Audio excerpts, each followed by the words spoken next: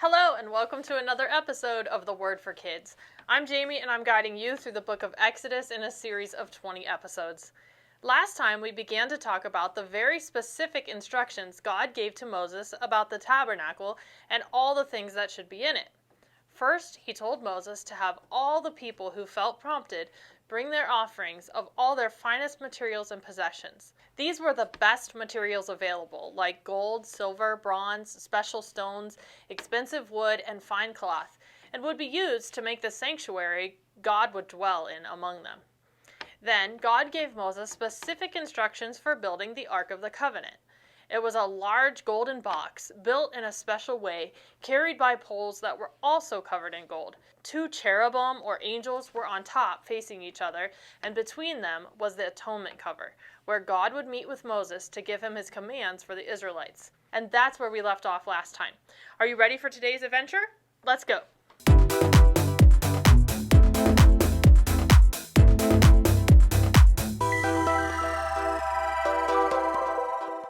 Next, it was time for the table.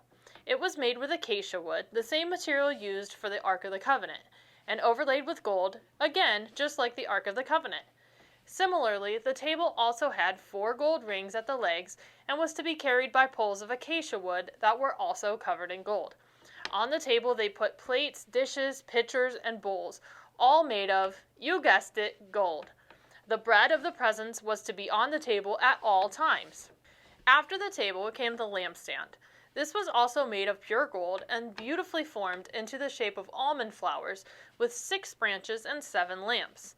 Like everything else, the design was very detailed and had to look a certain way. The lamps had to have clear oil from pressed olives. This was so they could produce light. Aaron and his sons were to keep the lamps burning from evening until morning. It was in the tent of meeting, which was outside the curtain. The tabernacle itself was to be made of finely twisted linen and blue, purple, and scarlet yarn. Remember, scarlet is red. Angels, called cherubim, were to be woven into it by someone skilled at this detailed artwork. Over the tabernacle was a tent made of 11 curtains. Again, there were specific details about the size and material for the tent. Even the loops and clasps for connecting the curtains were to be a certain way. The loops were blue and the clasps were gold. The tent covering was made of lambskins dyed red, and over that a covering of other durable leather. The frame for the tabernacle was made of acacia wood. There was a curtain hung from clasps on the frame. This curtain was also made of blue, purple, and scarlet yarn, with cherubim woven into it. It was used to separate the holy place and the most holy place. The Ark of the Covenant with the atonement cover was in the most holy place. The table and the lampstand were in the holy place. Over and over again, God reminded Moses that the tabernacle and all that was within it were to be set up according to the pattern shown to Moses on the mountain. Outside the tabernacle was the courtyard. The courtyard was enclosed by posts and fine linen curtains. Within the courtyard was the altar. All of the utensils used for sacrifices on the altar, the pots, shovels, and meat forks, were to be made of bronze. Aaron and his sons Nadab and Abihu, as well as Eleazar and Ithamar, were appointed as priests. Aaron was given sacred garments to give him dignity and honor. God gave skilled workers wisdom to make these special garments for Aaron and his sons. These sacred garments were to be a breastpiece, which was a pouch worn over his heart, an ephod, which was a fancy garment, a robe, a woven tunic, a turban, which was worn on his head, and a sash. These special garments were made with gold, blue, purple, and scarlet yarn and fine linen. Another altar, called the altar of incense, was made of acacia wood and overlaid with gold. The altar went in front of the curtain that shielded the Ark of the Covenant within the tabernacle. And that's where the story ends for today. Wow! I know that was a lot of detailed information again. I want to encourage you to look up some pictures of the setup of the tabernacle and its contents to help you picture all these specific details a little bit better. Just like architects and builders make a very specific plan for building a new house or building, the tabernacle also had a very specific plan to come together.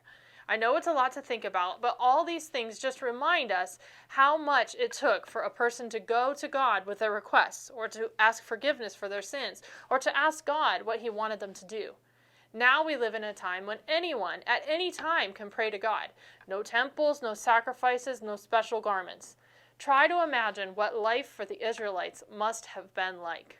Now, it's time for the word of the day.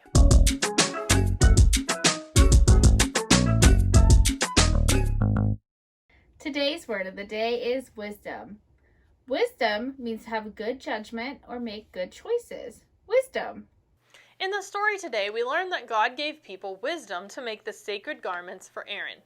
Wisdom goes beyond knowledge or skill. People who are wise make good choices. They use what they know to guide them to do the right thing. Now, it's time for the verse to remember.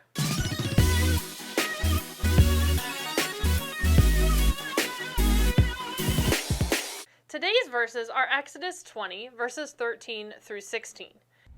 You shall not murder. You shall not commit adultery. You shall not steal. You shall not give false testimony against your neighbor.